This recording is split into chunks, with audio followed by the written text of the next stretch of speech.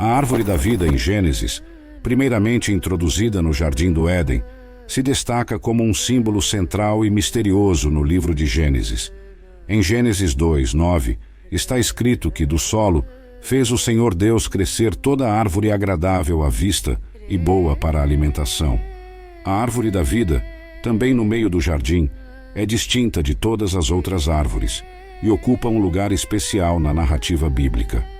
Ela não é apenas parte da beleza impressionante do Éden, mas também um símbolo da intenção de Deus para a imortalidade da humanidade, uma vida eterna e bem-estar. Portanto, a árvore da vida não é apenas uma entidade física, mas também uma representação da abundante provisão de Deus e da possibilidade de vida eterna. A árvore da vida se estende ao conceito de imortalidade e provisão de Deus. Ela serve como um testemunho da vida que Deus pretendia para Adão e Eva, uma vida sem morte, em perfeita harmonia com o ambiente e com o Criador. A presença desta árvore no Jardim do Éden significa que a imortalidade estava ao alcance da humanidade, oferecida como um presente de Deus. Esta árvore representa mais do que mera sustentação. Ela representa uma vida sustentada pelo divino, uma vida que vai além do reino físico. Isso se torna ainda mais evidente quando consideramos o contexto da queda do homem. A narrativa da desobediência de Adão e Eva, que levou ao seu exílio do jardim, está intimamente ligada à árvore da vida. A história de Adão e Eva e seu banimento do Jardim do Éden, que incluiu a árvore da vida, é um momento chave da história da criação na Bíblia, destacando temas de tentação, desobediência e a perda das bênçãos divinas. No Jardim do Éden, conforme descrito no livro de Gênesis, Deus colocou Adão e Eva no meio das árvores, incluindo a árvore da vida e a árvore do conhecimento do bem e do mal. Deus os comandou, conforme declarado em Gênesis 2:16-17. De toda a árvore do jardim comerás livremente, mas da árvore do conhecimento do bem e do mal não comerás dela, pois no dia em que dela comeres, certamente morrerás. A árvore da vida estava no jardim como um símbolo da vida eterna. No entanto, a serpente, descrita como o mais astuto de todos os animais selvagens, tentou Eva a comer o fruto da árvore do conhecimento do bem e do mal. Eva cedeu à tentação e comeu o fruto, e depois compartilhou com Adão, que estava com ela. Isso quebrou a regra de Deus, conforme mencionado em Gênesis 3:6. Como resultado de sua desobediência, os olhos de Adão e Eva foram abertos para a sua nudez, significando uma perda de inocência e o início da consciência moral. Deus, ao descobrir sua desobediência, pronunciou julgamento sobre a serpente, Eva e Adão, incluindo as dores do parto e o trabalho árduo de cultivar a terra para sustento. Mais significativamente, em Gênesis 3:22-23, Deus disse: Eis que o homem se tornou como um de nós, conhecendo o bem e o mal. E agora, para que não estenda a mão, tome também da árvore da vida, e coma, e viva para sempre. Portanto, o Senhor Deus o enviou para fora do Jardim do Éden. Esse ato de banimento do Jardim do Éden significou que Adão e Eva não tinham mais acesso à árvore da vida. Esta lei significou a negação do fácil acesso à vida eterna e a comunhão ininterrupta com Deus, que eles haviam desfrutado.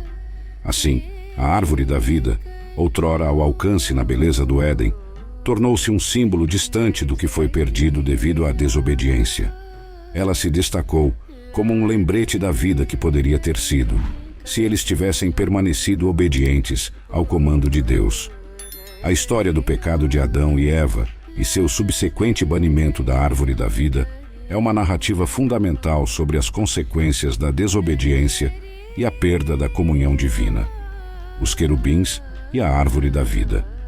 Os querubins, seres angelicais, são mencionados várias vezes na Bíblia. Após Adão e Eva serem expulsos do Jardim do Éden, Deus colocou querubins e uma espada flamejante giratória para guardar o caminho para a árvore da vida. Gênesis 3:24 relata assim: Deus então expulsou o homem, e ao leste do Jardim do Éden, ele estacionou permanentemente os querubins e a espada com a lâmina cintilante, que girava em todas as direções, para proteger e guardar o acesso à árvore da vida. Os querubins são a primeira hierarquia angelical a aparecer na Bíblia, logo após a queda de Adão e Eva. Após a grande queda de Adão e Eva, encontramos os querubins. Tornou-se fútil para Adão e Eva esperar justiça, vida e felicidade sob o primeiro pacto que fizeram com Deus, pois estava irremediavelmente quebrado e nenhum benefício poderia mais ser retirado dele. Nessa menção, esta é a última menção histórica do Jardim do Éden na Bíblia.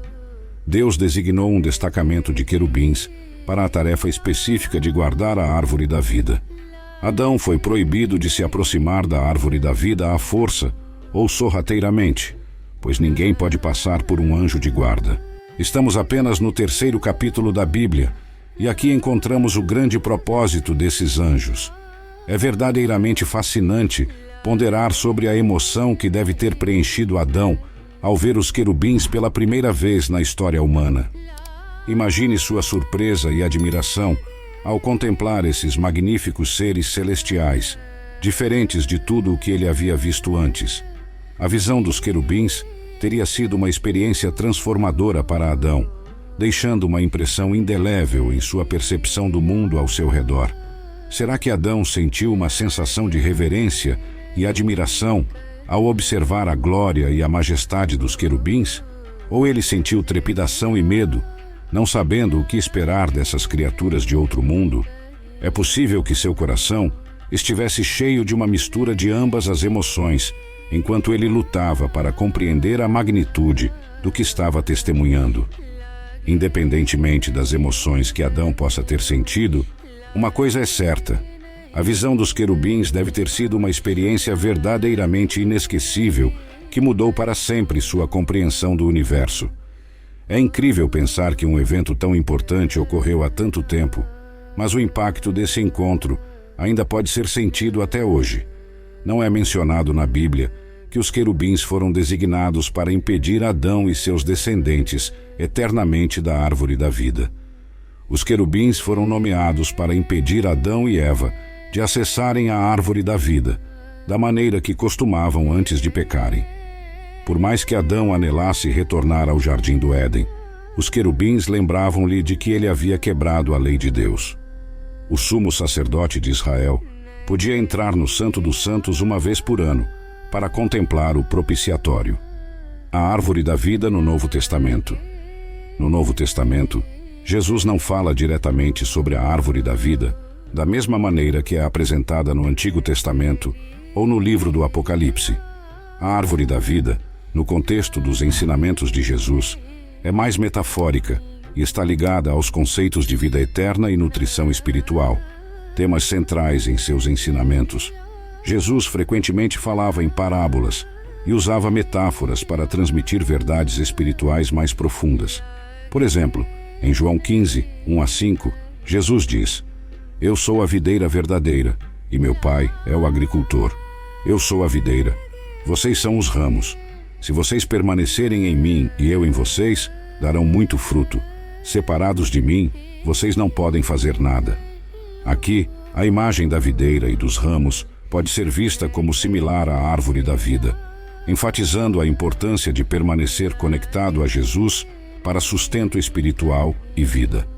Além disso, o conceito de vida eterna, central para a árvore da vida, é um tema recorrente nos ensinamentos de Jesus. Em João 3,16, um dos versículos mais conhecidos diz: "Porque Deus amou o mundo de tal maneira que deu o seu Filho unigênito, para que todo aquele que nele crê não pereça, mas tenha a vida eterna."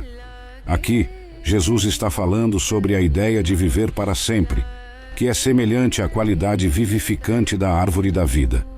Essa vida eterna pode ser alcançada acreditando nele. Embora Jesus não discuta explicitamente a árvore da vida, os temas associados a ela, vida eterna, nutrição espiritual e a importância de um relacionamento profundo e sustentador com Deus, estão saturados em seus ensinamentos. Em suas histórias e ensinamentos, Jesus usou exemplos que são semelhantes em significado à árvore da vida, enfatizando a ideia de viver para sempre e encontrar a verdadeira felicidade espiritual, acreditando e permanecendo intimamente conectado a Jesus. a árvore da vida no Apocalipse. O único lugar no Novo Testamento onde a árvore da vida é mencionada é no livro do Apocalipse. E cada vez que é mencionada, a frase tem um significado cósmico e espiritual. Uma promessa é feita em Apocalipse 2, 7, de que aquele que vencer comerá desta árvore, que é dita estar situada no paraíso de Deus. Vemos esta fantástica árvore na Nova Terra. Em todo o mundo, há inúmeras cidades que oferecem seu próprio charme e beleza únicos, cada uma com seu conjunto de atrações e significado cultural. Apesar disso, há uma cidade que ocupa um lugar especial em nossos corações, aquela para a qual sempre ansiamos retornar no final de qualquer jornada. Esta cidade é um lugar de conforto e familiaridade, onde nos sentimos pertencentes e em paz. Curiosamente, a palavra cidade é mencionada 11 vezes ao longo do livro do Apocalipse, especificamente nos capítulos 21 e 22. Essas referências não são meramente figuras de linguagem, mas sim uma indicação clara de um lugar real que está sendo descrito. Esta cidade é onde Deus e seu povo coexistirão em perfeita harmonia e unidade, livres de todas as formas de mal e sofrimento. É um lugar de esperança e promessa, um verdadeiro paraíso que aguarda todos aqueles que acreditam na palavra de Deus. E porque viveremos nessa cidade em nossos corpos fisicamente ressuscitados, precisaremos de uma cidade física para morar. Não é um lugar fantástico, não é apenas uma ideia, é um lugar real. A cidade celestial, Jerusalém, é uma cidade. Ao longo da história, os seres humanos tiveram um profundo desejo por um lugar para chamar de lar, uma cidade que incorpora seus valores e crenças. Esse desejo por uma cidade pode ser rastreado até os tempos antigos, como exemplificado na história bíblica de Abraão. No 11º capítulo do livro de Hebreus, aprendemos sobre a busca de Abraão por uma cidade cujo construtor e criador era Deus. A Nova Jerusalém é uma cidade que está no céu. Apocalipse 21, 2 diz: "E vi a cidade santa, a Nova Jerusalém, descendo do céu, da parte de Deus, ataviada como noiva adornada para o seu marido." Vemos em Apocalipse 21, versículo 2, que esta cidade santa foi preparada e desceu do céu, da parte de Deus. A expressão preparada implica que a Nova Jerusalém já estava concluída naquele momento. João não diz que viu a Nova Jerusalém ser criada. Ele afirma ter visto a Nova Jerusalém emergir dos céus. Uma cidade santa será um lugar onde, em 100 milhões de anos, nenhuma mentira será proferida, nenhuma palavra maligna jamais será falada, nenhum negócio sombrio será discutido, nenhuma imagem impura será vista, nenhuma corrupção de vida será manifestada. Será santa, porque todos nela serão santos. Você não pode entrar na cidade santa a menos que seja nascido de novo e tenha ido para o céu. O céu é o local da cidade santa. Não só é uma cidade santa, mas a Bíblia diz que é um lugar onde os portões são feitos de pérola. Isso não é invenção nossa. Isso vem diretamente da Bíblia. Apocalipse 21, 12 a 21 descreve: "Ela tinha um grande e alto muro com 12 portões, e nos portões 12 anjos, e nomes gravados que são os nomes das 12 tribos dos filhos de Israel. No lado leste, 3 portões. No norte, 3 portões. No sul, 3 portões. E no oeste, 3 portões. E o muro da cidade tinha 12 fundamentos, e sobre eles os 12 nomes dos 12 apóstolos do Cordeiro. Aquele que falava comigo tinha uma vara de ouro para medir a cidade, seus portões e seu muro. A cidade é quadrangular, e seu comprimento é tão grande quanto a sua largura. Ele mediu a cidade com a vara, 12.000 estádios, cerca de 1.400 milhas. Seu comprimento, largura e altura são iguais. Ele mediu também o seu muro, 144 côvados, cerca de 200 pés, segundo a medida de homem, que também é angélica. O muro era construído de jaspe, e a cidade era de ouro puro, transparente como cristal claro. Os fundamentos do muro da cidade estavam adornados com todo tipo de pedras preciosas. O primeiro fundamento era jaspe, o segundo safira, o terceiro calcedônia, o quarto esmeralda, o quinto sardônica, o sexto sárdio, o sétimo crisólito, o oitavo berilo, o 9º topázio, o 10º crisópraso, o 11º jacinto, o 12º ametista. E os 12 portões eram 12 pérolas. Cada um dos portões fei quando a Bíblia diz que essa cidade reflete luz, não é devido a qualquer combustão material, nem ao consumo de combustível. A luz do mundo vem do próprio Cordeiro, e ele será a luz da cidade naquela época. Não é de se admirar que Paulo tenha descrito nosso futuro dessa maneira em 1 Coríntios 2:9. Mas, como está escrito, as coisas que o olho não viu e o ouvido não ouviu, e que não subiram ao coração do homem, são as que Deus preparou para os que o amam, os que o mantêm em reverência afetuosa, obedecem a ele e reconhecem agradecidamente os benefícios que ele concedeu. Teremos o privilégio de desfrutar do fruto da mesma árvore que nutriu Adão e Eva, os primeiros seres humanos. Esse fruto estará disponível para nós livremente, indicando a bênção daquela época. Apocalipse 2:7, na Bíblia Amplificada, diz: Aquele que tem ouvidos, ouça o que o Espírito diz às igrejas. A quem vencer, concederei o privilégio de comer o fruto da árvore da vida, que está no paraíso de Deus. Em Apocalipse 22, 1-2, a árvore da vida é retratada na visão da Nova Jerusalém.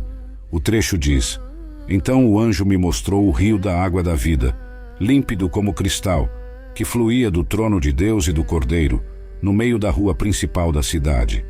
De cada lado do rio estava a árvore da vida, que produzia 12 safras de fruto, dando seu fruto a cada mês. E as folhas da árvore são para a cura das nações, tons de uma única pérola, e a rua principal da cidade era de ouro puro, como cristal transparente. Esta explicação cria uma imagem de uma árvore que sempre dá vida e está cheia de fruto, possui poderes curativos e está ao lado de um rio muito claro que vem do trono de Deus. A árvore da vida no Apocalipse representa vida física, restauração espiritual e vida eterna. Sua reaparição no último livro da Bíblia simboliza a restauração completa do que foi perdido no Éden, marcando o fim da maldição do pecado e da morte. A árvore simboliza o vínculo interminável entre Deus e as pessoas, representando a vida eterna que Deus dá àqueles na Nova Jerusalém. A localização da árvore da vida na Nova Jerusalém, a cidade celestial, é realmente importante. Ela é encontrada em ambos os lados do rio da vida, que flui diretamente do trono de Deus. Isso mostra quão central e significativa a árvore da vida é nesta cidade especial feita por Deus. Essa posição reflete a acessibilidade e abundância da árvore, sugerindo que a vida que ela oferece está livremente disponível para todos na cidade, novamente sugerindo a provisão incessante e presença de Deus. A árvore da vida é descrita como produzindo 12 tipos de fruto, dando uma nova safra a cada mês. Esta natureza contínua de produzir frutos ilustra a abundância e diversidade intermináveis das provisões de Deus. Além disso, as folhas da árvore são ditas ser para a cura das nações. Essa cura não é apenas física, mas representa a reconciliação e restauração de todos os povos, uma cura das divisões e feridas que têm atormentado a humanidade ao longo da história. No geral, a descrição da árvore da vida em Apocalipse 22, 1-2, é rica em imagens. Ela representa a culminação do plano de Deus para a restauração e vida eterna, estando proeminentemente na Nova Jerusalém. Suas propriedades contínuas de dar frutos e cura significam uma abundância sem fim de vida e reconciliação, marcando o cumprimento da promessa de Deus de vida eterna e comunhão ininterrupta com Ele.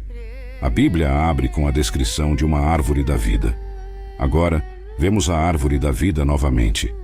É um pouco difícil visualizar essa cena pitoresca em nossas mentes. É possível que, quando João fala de uma grande rua, ele esteja se referindo a uma que tem um rio correndo pelo meio e que há uma grande árvore ou série de árvores crescendo com suas raízes de ambos os lados do rio. A reaparição da árvore da vida indica a restauração completa de todas as coisas. As folhas da árvore eram para a cura das nações. A palavra para cura em grego é theron, e é dessa palavra que derivamos a palavra inglesa therapeutic. A palavra grega é quase diretamente transliterada para o inglês. No estado eterno, a maldição não existirá mais. O acesso à árvore da vida será restaurado e a escuridão terá desaparecido para sempre. O Éden será restaurado no céu. Não há mais maldição desde a queda. O homem e a criação viveram com o efeito da maldição descrita em Gênesis 3. No novo céu e nova terra, elas são eliminadas para sempre. Em vez da maldição, o trono de Deus e do Cordeiro estará nela. Isso é uma troca interessante. O céu será onde o povo de Deus pode continuar servindo e trabalhando para ele. Por outro lado, isso retrata a bem-aventurança pura do serviço, em vez do trabalho árduo e sofrido sob a maldição. O céu será um local onde o povo de Deus poderá ver o rosto de Deus, um lugar onde eles podem ter uma comunhão pessoal e próxima com Deus. Embora Moisés não tenha tido a oportunidade de ver Deus face a face, todos os que alcançam o céu eventualmente poderão fazê-lo. Êxodo 33, 20 a 23 diz: Mas disse Deus: Não poderás ver a minha face, pois homem nenhum verá a minha face e viverá. Então disse o Senhor: Eis aqui um lugar junto a mim, e tu estarás sobre a rocha. E acontecerá que, quando a minha glória passar, eu te porei numa fenda da rocha, e te cobrirei com a minha mão, até que eu tenha passado. Depois tirarei a minha mão, e verás as minhas costas, mas a minha face não se verá. O céu será um lugar onde o povo de Deus será identificado com seu Deus, e nunca haverá qualquer dúvida sobre se eles pertencem a Ele. O céu é um lugar de luz. A luz não vem de uma fonte artificial, nem mesmo do sol, mas sim de Deus. O céu será um local onde o povo de Deus desfrutará de um reinado eterno, em contraste com a duração limitada do milênio. Será algo que continua indefinidamente. Mais uma vez, os seres humanos tirarão sua força e vitalidade desta árvore. A árvore dará não apenas mas 12 frutos no total. O fruto não é apenas para ser admirado, mas consumido. Pela terceira vez, em Apocalipse 21 a 22, os habitantes da nova terra são referidos como nações. As nações não serão eliminadas, mas curadas. Mas, uma vez que não experimentaremos dor ou doença no céu, qual é o propósito das folhas para a cura? Talvez elas, assim como o fruto da árvore, tenham propriedades que sustentam ou realçam a vida, ajudando as pessoas a manter a saúde e a energia. Em Gênesis capítulo 2, a árvore da vida é mencionada 3 vezes. Em Apocalipse, a árvore da vida é mencionada 4 vezes, com 3 dessas ocorrências no capítulo final.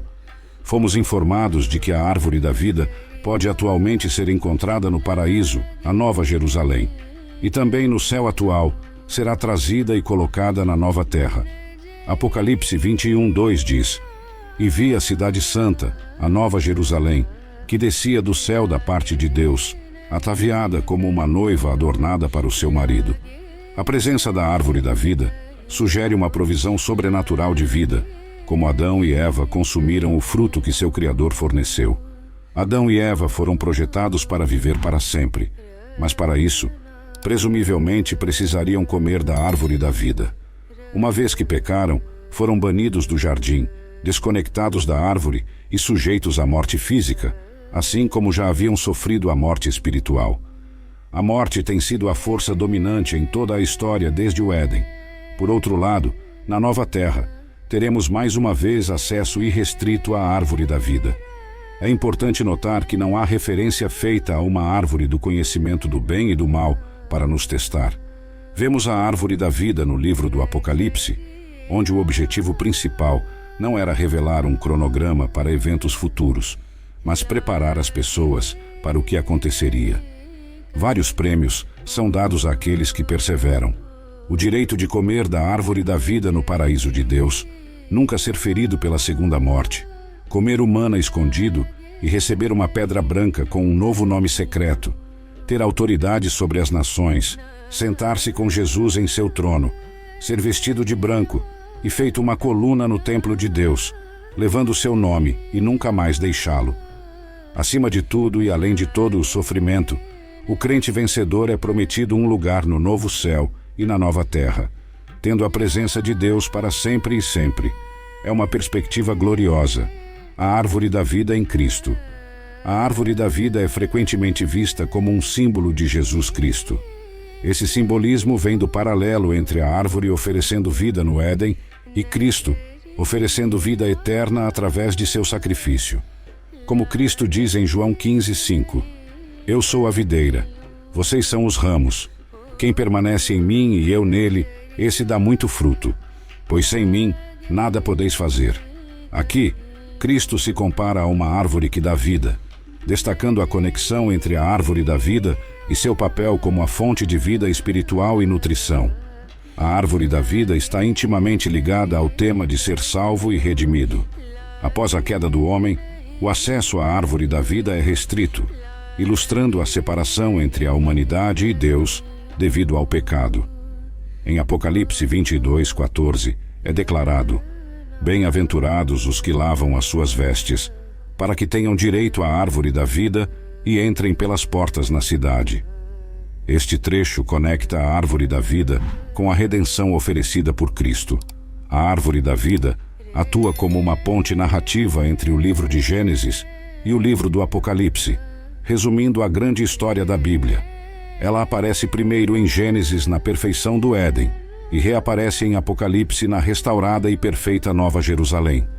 Esta representação final da árvore da vida não apenas restaura o que foi perdido no Éden, mas também cumpre o plano definitivo de Deus para a salvação e a vida eterna por meio de Cristo. A árvore da vida, como retratada na Bíblia, possui um legado duradouro que vai além do tempo e da narrativa, conectando o início e o fim da história bíblica. Sua primeira aparição no Jardim do Éden perfeito, em Gênesis 2:9, e sua revelação final na cidade celestial de Nova Jerusalém, em Apocalipse 22:1-2, emolduram a narrativa bíblica, oferecendo um fio condutor de provisão divina e presença. A árvore da vida se destaca como um poderoso testemunho do plano eterno de Deus para a humanidade, representando não apenas a continuidade da vida e da graça de Deus, mas também a restauração e o cumprimento de suas promessas. Este símbolo duradouro, oferecendo cura e vida eterna, reflete a história principal da Bíblia, um caminho do início de tudo até ser salvo, mostrando o amor e cuidado constante e interminável de Deus pelas pessoas, sugerindo que por meio dele recuperamos o acesso à vida e às bênçãos originalmente pretendidas no Éden. A jornada bíblica da árvore da vida. A árvore da vida no Antigo Testamento serve como um profundo símbolo da provisão e presença de Deus. Inicialmente em Gênesis 2:9, é uma árvore literal no Jardim do Éden, representando a vida e as bênçãos de Deus. No entanto, à medida que a narrativa avança, sua presença torna-se mais simbólica, refletindo a sabedoria, a vida e o sustento que vem de Deus. Por exemplo, em Provérbios 3:18, a sabedoria é descrita como uma árvore da vida para aqueles que dela se apossam, e os que a abraçam serão abençoados. Esta metáfora estende o significado da árvore para além do Éden, nos livros poéticos de Salmos e Provérbios. Na Bíblia, a árvore da vida é usada como um símbolo ou figura para representar o bom comportamento, sabedoria e vida. Em Salmos, os justos são comparados a uma árvore plantada junto a correntes de água, Salmo 1:3, ecoando as qualidades vivificantes da árvore da vida. Provérbios, a metáfora da árvore da vida, para retratar a sabedoria e a realização. Por exemplo, em Provérbios 11:30 disse: O fruto do justo é árvore da vida, e aquele que ganha almas é sábio. Aqui, a árvore não apenas ilustra a vida, mas a natureza nutritiva e sustentadora da sabedoria e da justiça. Curiosamente, a árvore da vida está notavelmente ausente em grandes eventos e profecias bíblicas. Por exemplo, durante o Êxodo, as peregrinações no deserto e até nos principais livros proféticos como Isaías, Jeremias e Ezequiel, não há menção direta à árvore. Esta ausência pode ser vista como representativa em si mesma, representando a distância entre a humanidade e a vida divina e as bênçãos que a árvore ilustra. A falta de sua presença em narrativas de exílio e sofrimento pode significar o isolamento espiritual e quão distantes estamos da vida perfeita no Éden, onde tudo estava em harmonia com o que Deus providenciou. A jornada bíblica da Árvore da Vida não é apenas uma narrativa cronológica, é uma jornada espiritual e metafórica. De uma árvore literal no Éden, há um símbolo de sabedoria e justiça em Salmos e Provérbios. Sua presença e ausência na Bíblia falam muito sobre a relação da humanidade com Deus, vida e sabedoria. A Árvore da Vida permanece como um lembrete ininterrupto da provisão de Deus, um símbolo de sustento espiritual e uma metáfora para a busca da retidão e da sabedoria. Oremos, Pai Celestial, ao pensarmos na última vez que vemos a Árvore da Vida na Bíblia, isso nos enche de esperança e admiração. Esta árvore, que se destaca como um símbolo de vida eterna e seu amor infindável, nos lembra do paraíso que prometeste. Oramos por cada um reunido aqui, que nossas vidas possam ser nutridas por sua graça. Assim como as folhas da Árvore da Vida oferecem cura às nações, que possamos crescer em compreensão, bondade e compaixão, enraizados profundamente em sua palavra e em seu amor. Em momentos de desafio e incerteza, que esta visão de vida eterna contigo seja nossa luz, guia e conforto. Ajude-nos a buscar sua presença em tudo que fazemos, confiando em suas promessas e caminhando no caminho que traçaste para nós.